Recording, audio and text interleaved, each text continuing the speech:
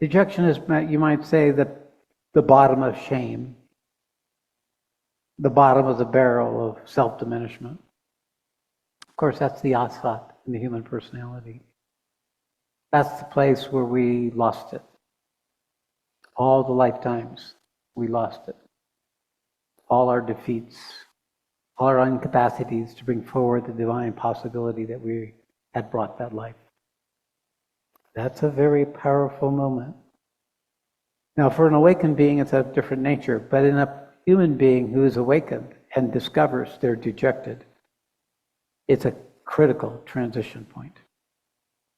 To recognize this in others, to recognize that the dejection is something that if one can learn to hold, will birth a new reality for that person.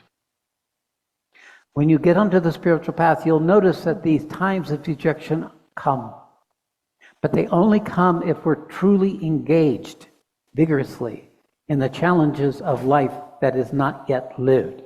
Not the life based on preferences or hopes or ideals, but things that have not yet been met. Often the unwanted things.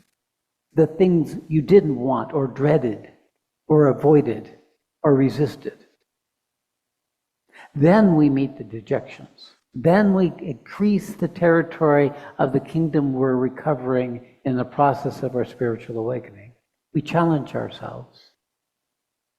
And in the process, we stay steady with that which is challenging, to find its completion, to feel and experience out the fullness of that particular lesson. Not to be taken away from the life we're already living, because no matter what life you're already living, it itself becomes the frame for these opportunities to expand and grow beyond what you know. There's exceptions to this, and that is for those who are linked with me. Because those who are linked with me are already channels and instruments for what I am. So your life is a different order. So you're moving issues that are not just your own. You're moving issues that are part of your ancestral inheritance, because you're dissolving the stream of karma that had come to you, and in the consequence, you're freeing all those previous ancestors who were not able to go beyond it.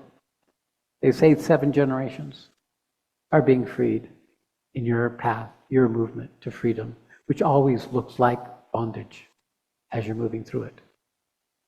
You're opening up a space through your own particular Lena, so you can open up the space for humanity. So it seems to be a spiritual path for an individual, but it is actually a spiritual path for the universal, to become something for the world, not just for yourself. This is the nature of the Gita. This is what it's pointing to with Arjuna. This is why it took a Krishna.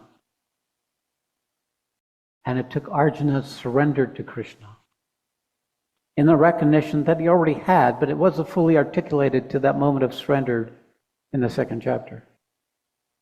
And he recognized, I don't know how to do this. I don't believe I'm capable. I can't get rid of this grief that's in my heart. See, that was the beginning.